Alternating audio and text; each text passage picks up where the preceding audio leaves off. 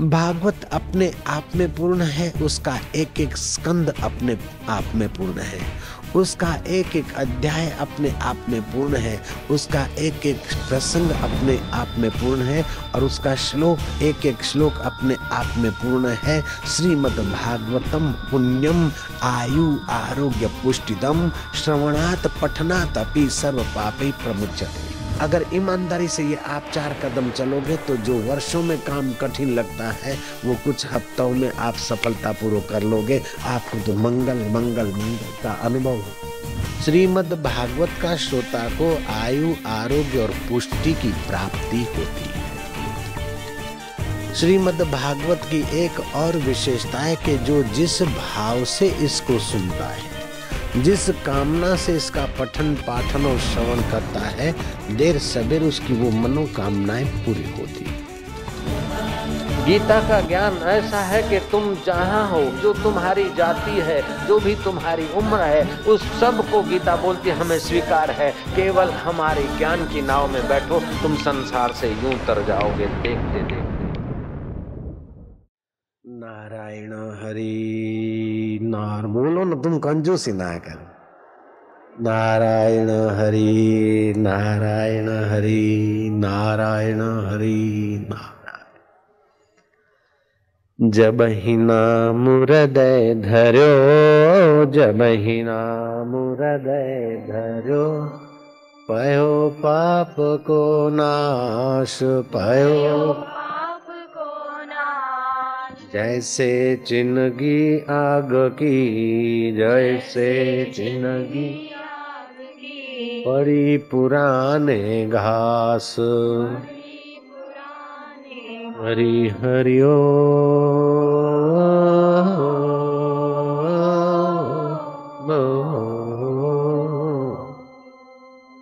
हरि ओम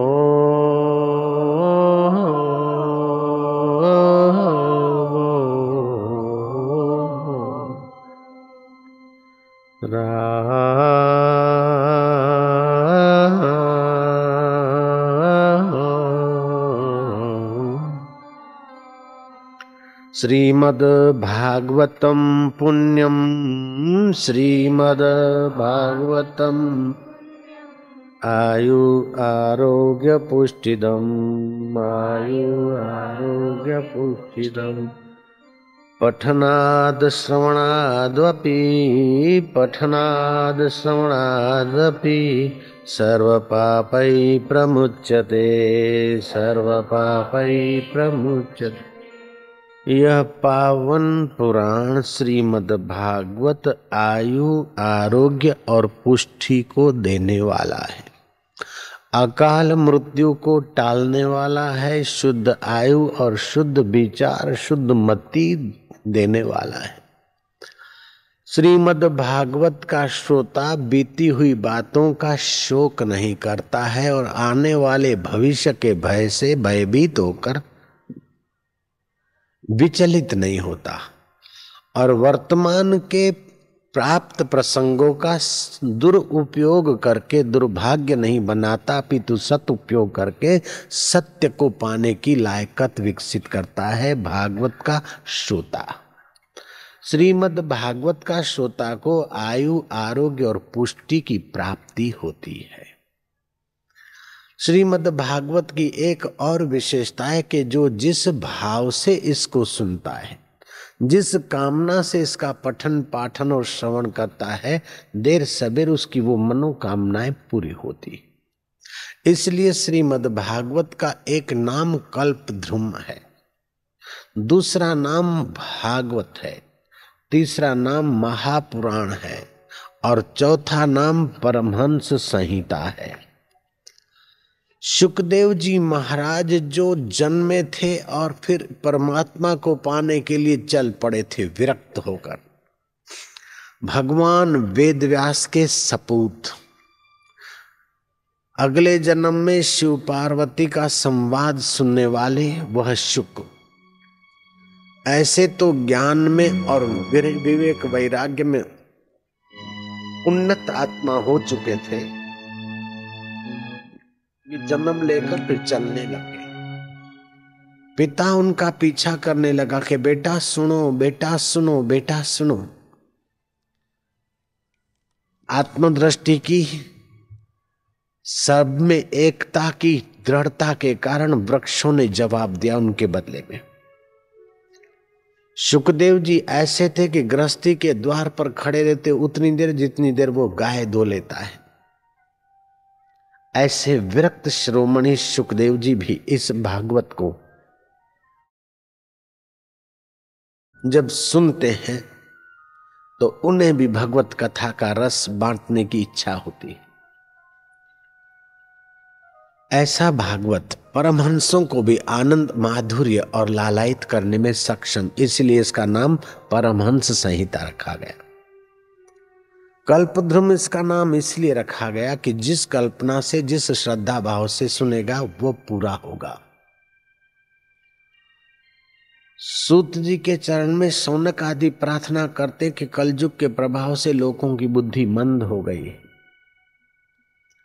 कलहग्रस्त हो गए, साले सलाहकार हो गए,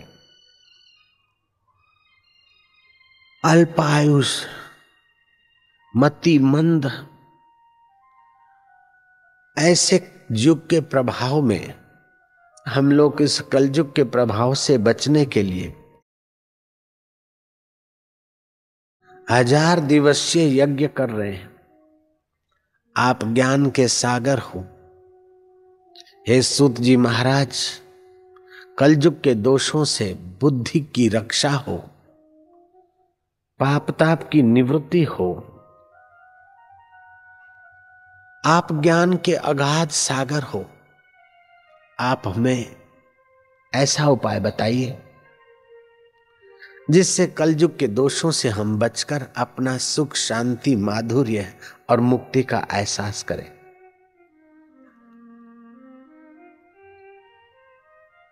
सूत जी कहते हैं कि हे शौनक, मैंने जो सुखदेव जी से उनकी करुणा कृपा रूप प्रसाद में जो सुना है, वो जो मुझे सुमरण है मैं तुम्हें सुनाता हूं। यज्ञ की पूर्ति में श्रीमद् भागवत की कथा चलती है। आत्मदेव ब्राह्मण का पुत्र माता पिता को सताता है और दूसरे पाप करता है, प्रेत होकर भटकता है, धुंधुकारी।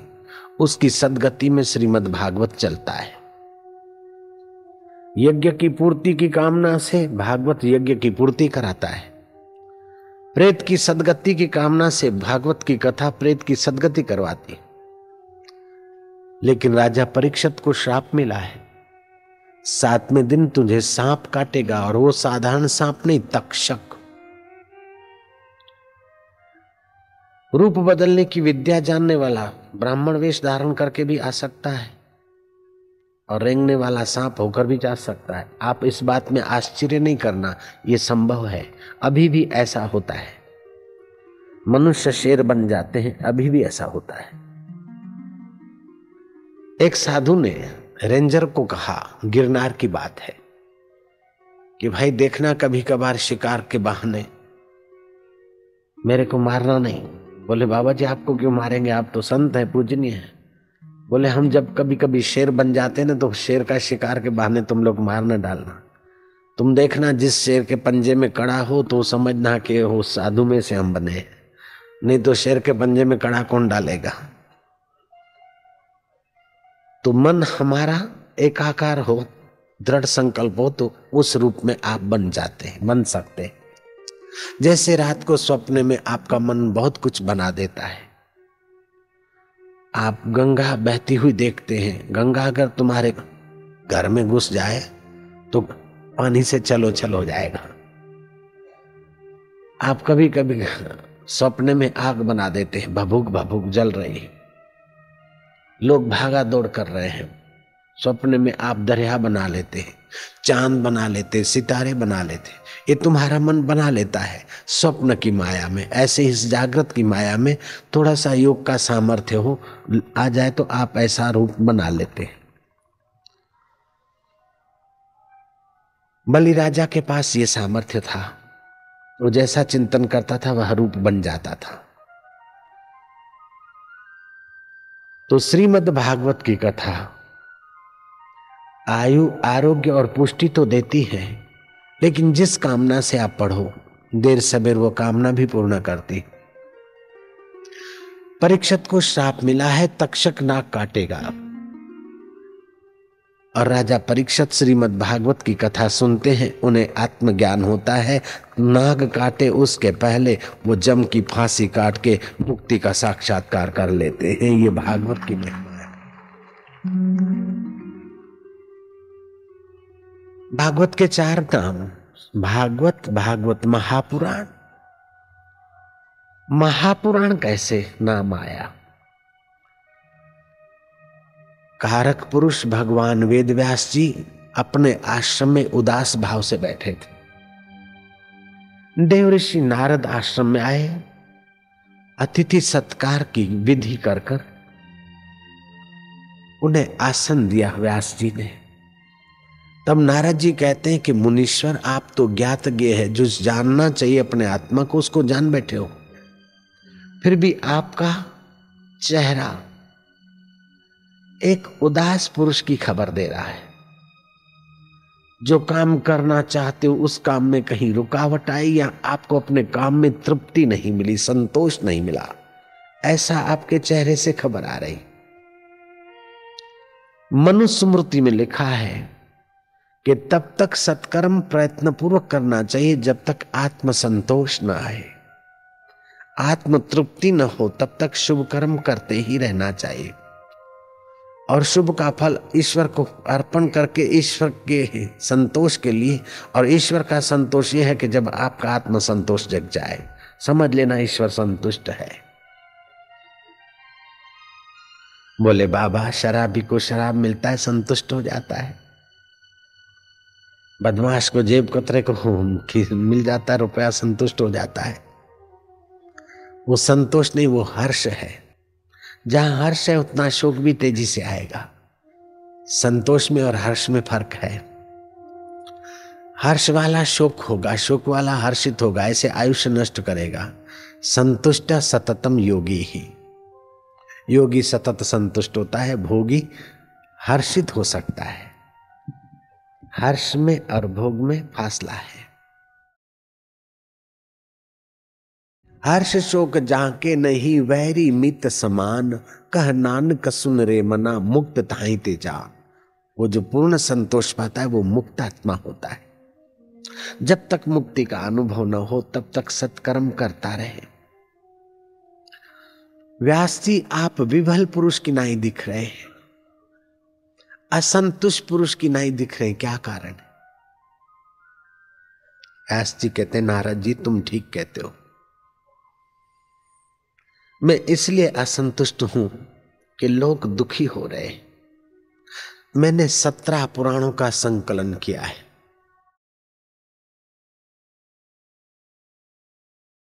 विश्व का प्रथम ग्रंथ दर्शन शास्त्र, आर्ष ग्रंथ ब्रह्मसूत्र भगवान वेदव्यास ने बनाया। पंचमो वेद महाभारत भगवान वेदव्यास ने बनाया। 1 लाख श्लोक है उसमें। कितने बड़े भारी विद्वान। 17 पुराणों का संकलन कितना है, कितने बड़े मर्मज्ञ होंगे। फिर भी उन्हें संतोष नहीं है कि लोग दुखी हैं। मैंने इतने सारे वेदों का विभाग किया, कर्म विभाग, उपासना विभाग, ज्ञान विभाग, जन साधारण भी समझ सके और उन्नत हो सके, निर्दुख हो सके, ऐसी मैंने व्यवस्था की। फिर भी लोग बीमार, लोग दुखी, अशांत और खिन्न। क्या मेरे शास्त्र में, मेरे लिखने में कोई कमी है क्या? सत्पुरुष अपनी कमी खोजता है और दुष्ट दूसरों पर कमी थोपता है। सज्जन अपनी कमी खोजकर निकालने की कोशिश करता है और दुष्ट मन दूसरों की कमी खोजकर उनके लिए बकवास कर देता है। कबीर ने कहा, निंदक गल जाएंगे जैसे पानी में लूण। जो निंदा करते और सज्जनों और भक्तों की भी दोष खोज कर रटा करते हैं, अफवाह क्या करते हैं, उनका तो पुण्य और ओज तेज गल जाता है जैसे पानी में नमक। कबीर ने कहा, निंदक गल जाएंगे जैसे पानी में लूण। नानक जी ने कहा, संत का निंदक महा हत्यारा, संत का निंदक परमेश्वर मारा, संत के निंदक की पूजे न आश, नानक संत का निंदक सदा निराश। संत का निंदक बगड़ रूप हो जाए, संत के निंदक को मिले सजाई। तुलसीदास ने कहा, हरि गुरु निंदा सुनहि जे काना, होवई पाप गौ घात समाना। हरि गुरु निंदक दादुर होवई, जन्म शास्त्र नार पावई सोई।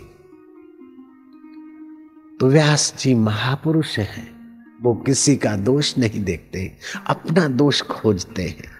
आपको भी महापुरुष बनना है तो अपना दोष खोजिए। जैसे पैर में कांटा खोज के आप निकाल देते हैं, ऐसे चित्त में से दोष खोज कर निकाल दीजिए।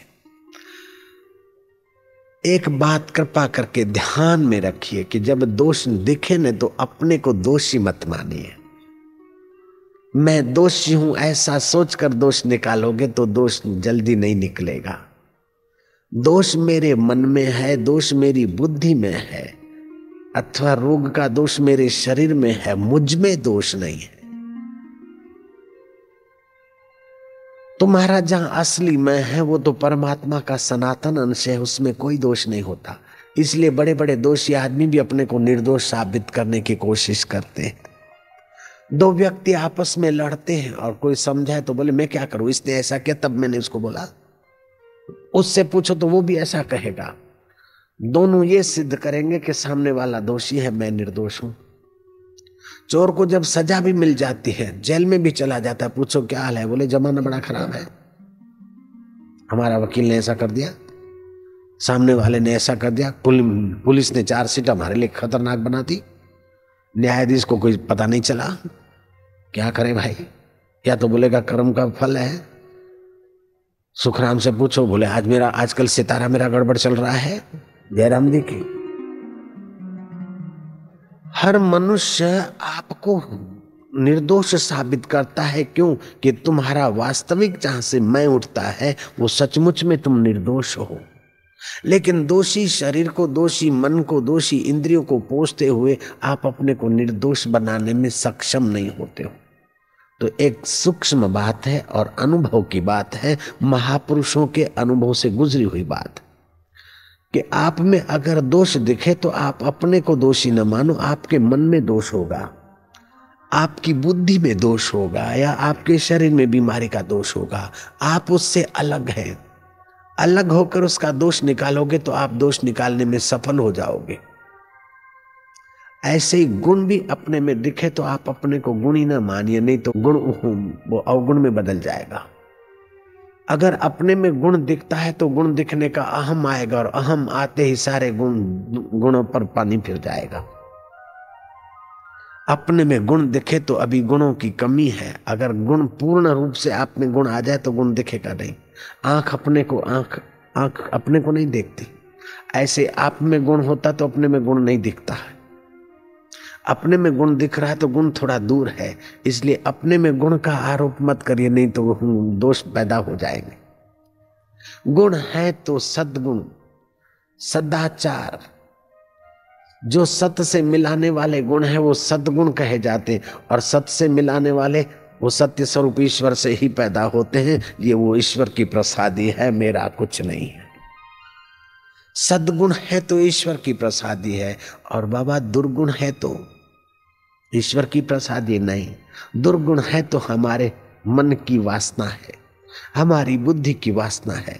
लेकिन हम जीवात्मा है, परमात्मा के परम सखा है, परमात्मा की सनातन संतान है। हम में गुण भी नहीं, दोष भी नहीं। निर्गुण रोटी सबसे मोटी, उसका भोग लगाता है। निरंजन वन में साधु अकेला खेलता है। कभी कभार अपने आप में अकेले बैठो, मन को देखो, क्या विचार करता है, क्या सोचता है, क्या गुण है, क्या दोष है।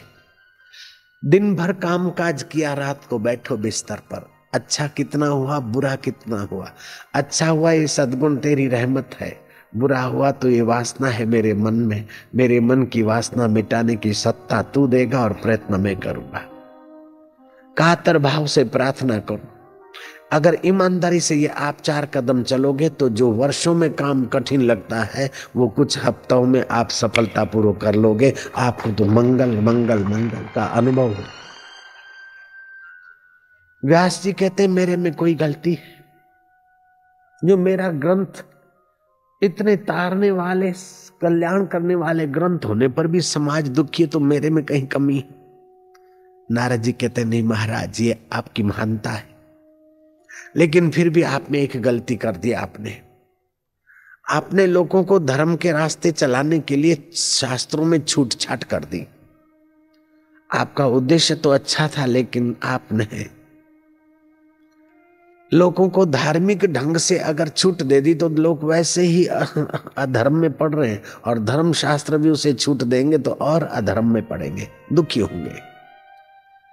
जो लोग शराब पीते हैं, मांस खाते हैं, उनको रोकने के लिए आपने कहा चलो तामसी उपासक लोग देवी को बलि देकर फिर कभी कभी खाया करें, काली को बलि चढ़ा के खाया करें, अथवा शराब पीना है तो इतने लोग इकट्ठे करें, फिर माता को भोग लगाए और फिर कभी पिए। तो आपका उद्देश्य है कि जो दिन भर लड़का भटकता है वो 2 घंटे सुबह भटके जाओ, जो दिन भर पैसा उड़ाता है 100-200 रुपया, उसको आपने 10 रुपये पर ला दिया।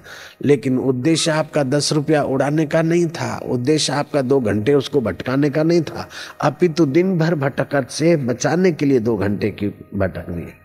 लेकिन लोग तो ये कह देंगे कि अरे शास्त्र में भी तो लिखा है माताजी को भोग लगाओ। जब माताजी भी खाती है, देवी देवताओं को भोग लगाया जाता, तो हम भोग लगाए तो क्या बात है?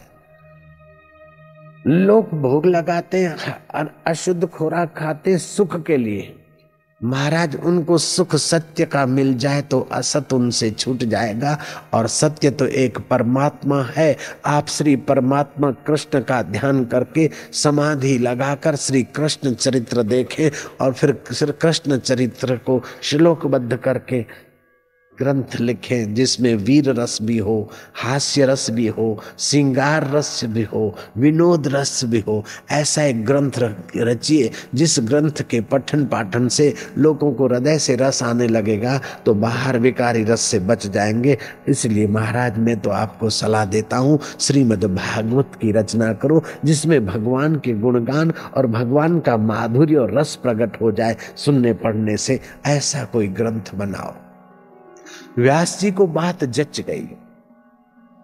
व्यास जी ने नारद जी का धन्यवाद किया।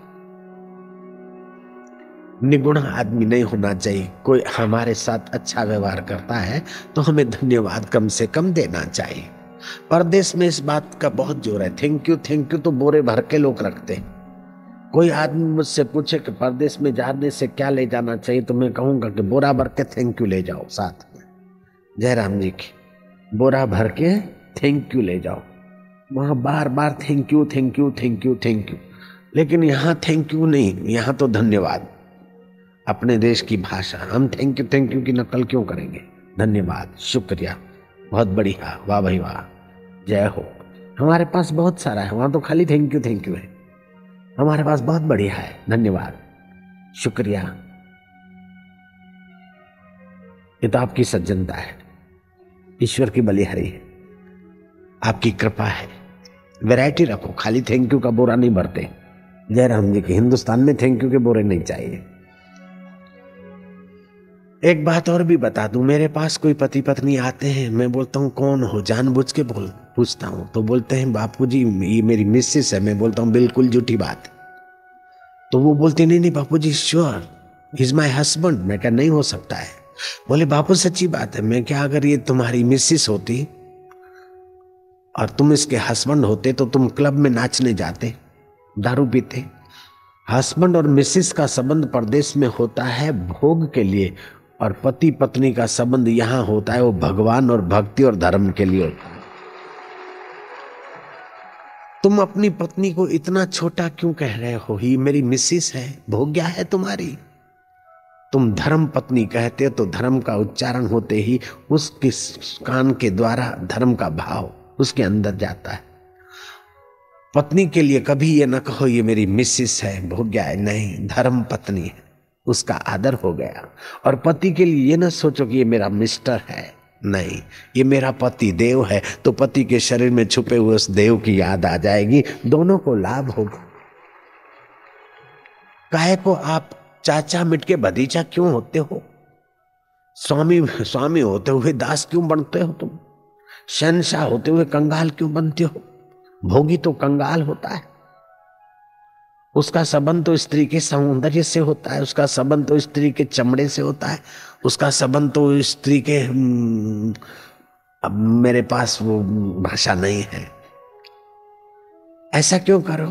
लेकिन भारत के पति का संबंध स्त्री के चरित्र से, स्त्री के जीवनत्व से, और भारत की नारी पति के शरीर से काम विकार के सुख की अपेक्षा पति के शरीर के स्वास्थ्य और पति का आध्यात्मिक उन्नति चाहती। रत्नावली अपने पति को कहती है कि हाड़ मास की देह ममता में इतनी प्रीति, याते आधी जो राम प्रति अवस मिटे भव भीति। अपने पति को तुलसीदास को संत तुलसीदास बना दिया। भारत की नारी बहुत दूर का देख सकती थी, बहुत दूर का सोच सकती थी। जिनको दूर का देखना नहीं आता है वे बहुत धोखे में हैं। जैसे पतंग को दूर का नहीं सोचता है तो आग में जल मरता है, मछली को दूर का नहीं दिखता है तो कुंडे में फंस मरती है, हिरण को दूर का नहीं देखता है तो वो स्वर में ताल बद्धता में हो जाता है और शिकारी उसे मार लेता है। ऐसे जिन मनुष्यों को दूर का नहीं दिखता, परिणाम का विचार नहीं करते, वो छोटे छोटे सुखों में, क्षणिक लाभ में अपने आप को खो देते और फिर जिंदगी भर पछताते रहते हैं। जवान समझते जिंदगी मजा लेने के लिए, लेकिन बूढ़े बुजुर्ग समझते जिंदगी दुखों से भरी, न दुखों से भरी है न मजा लेने की है। जिंदगी तो जीवन दाता से भरी है, लेकिन उसकी पहचान जो दूर का देखता है, दूर का समझता है, वो दूर तत्व को अनुभव करके अपना आत्मा बना लेता है। श्रीमद् भागवत की रचना वेद व्यास जी ने समाधि में की। जो श्री कृष्ण चरित्र दिखे उसको श्लोकबद्ध करके लिखना है। अब लिखेंगे तो आंख खोलनी पड़ेगी, समाधि टूटेगी। भगवान गणपति का आवाहन किया और भगवान गजानंद प्रकट हुए।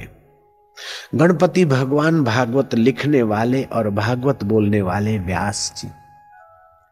18,000 श्लोक है, 12 स्कंद है और 335 अध्याय है भागवत में। भागवत अपने आप में पूर्ण है, उसका एक एक स्कंद अपने आप में पूर्ण है, उसका एक एक अध्याय अपने आप में पूर्ण है, उसका एक एक प्रसंग अपने आप में पूर्ण है और उसका श्लोक एक एक श्लोक अपने आप में पूर्ण है। श्रीमद् भागवतम पुण्यम आयु आरोग्य पुष्टिदम श्रवणात् पठनात् अपि सर्व पापै प्रमुच्यते। कथा आती है कि ब्रह्मा जी को आश्चर्य हुआ कि 7 दिन के अंदर परीक्षित ने मन लगाकर भागवत सुना। जिन दिनों में कथा सुननी होती है उन दिनों में नीच कर्मों का सर्वथा त्याग कर लेना चाहिए। हो सके तो धरती पर सोए, नहीं तो बड़े बड़े गद्दे और ऐश आराम के सामान का त्याग करके साधु जीवन जिए। शराब कबाब तो साधक भक्त खाते ही नहीं, अगर कोई खाता हो तो छोड़ दे।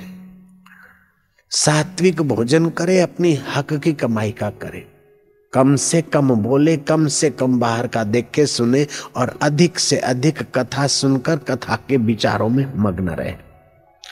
भगवत कथा सुनने के दिनों में अति प्रवृत्ति न करे, अति आहार न करे, अति निद्रा न करे, अति वाचाल न हो और मैथुन आदि से सेक्सी विकारों से बचे। उसे भागवत का श्रवण बहुत लाभ देता है। कम से कम ये 5 दिन का पवित्र पर्व तो हमें तपस्यामय गुजारना ही चाहिए। जो लोग लाइव प्रोग्राम होता है कई जगह पर, कलकत्ता में या बॉम्बे में, दिल्ली में, तो वहां जगह की कमी होती है। महाराज से स्टेडियम भर गया, बापूजी आज्ञा तो लाइव प्रोग्राम वाले मांग रहे हैं। यहाँ अमृतसर में मेरे को लोगों ने बताया कि बापूजी लाइव प्रोग्राम सिटी केबल वाला प्रोग्राम देने के लिए जाहिरात किया है तो उसको 5 से 7 लाख रुपए कमाई होगी। लाइव प्रोग्राम सीधा प्रसारण करेगा तो बीच में एडवर्टाइज देगा, क्योंकि आपके प्रोग्राम को लोग चाव से देखते तो उसी समय एडवर्टाइज की कीमत बढ़ा देते। वो 7 लाख रुपए इकट्ठे किए उन्होंने। हमारा इनसे कोई विरोध नहीं, 7 लाख हमारे सत्संग से कोई कमाए, 7 करोड़ कमाए, हमारा विरोध नहीं। लेकिन हमारी एक सूचना तो ये है कि जो प्रसारण सीधा होता है सत्संग मंडप से सीधा घर बैठे देखते हैं, अच्छा है, लेकिन उनसे भी ज्यादा लाभ उनको होता है जो 4 कदम चलकर तपस्या करके आमने सामने सुनते हैं, उनको तो 1000 गुना फायदा होता है। जयराम जी की वहां तो घर में देखेंगे कोई चा करेगा, कोई म्या करेगा, अपना मन भी थोड़ा जरा कॉफी पिएगा, जरा वो मुंह जुठा और बाबा की कथा सुन रहे, वाह रे वाह तुसी भगत बड़े बने, और जूता पहन के बाबा की कथा सुन रहे हैं। यहाँ तो सारा मर्यादा में बैठकर किया जाता है तो उसका फल भी अपना होता है।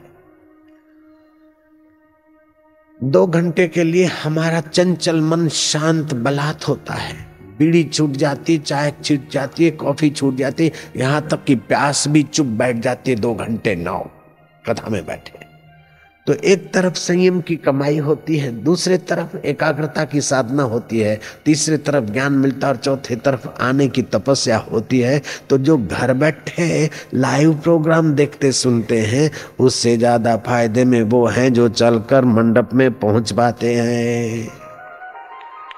नारायण हरि नारायण। अब हमारे तो दोनों काम हो गए, लाइव वाले को लाइव प्रोग्राम करने की छूट मिल गई, मैं कहा भले करो, लेकिन लाइव प्रोग्राम सुनकर जो कुर्सी पे बैठकर और ये कर रहे थे वो सारे के सारे मंडप में आने लग गए जयराम जी की।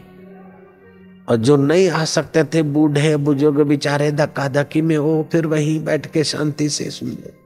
हमारे हाथ में, दोनों हाथ में लड्डू। हमारे मन में अगर राग और द्वेष होता तो हम ऐसा निर्णय भी नहीं कर सकते और ऐसा बोल भी नहीं सकते। तो श्रीमद् भागवत राग और द्वेष को निवृत्त करता है और आपकी बुद्धि को ज्ञान बख्शने में भी मदद करता है। जयराम जी बोलना पड़ेगा।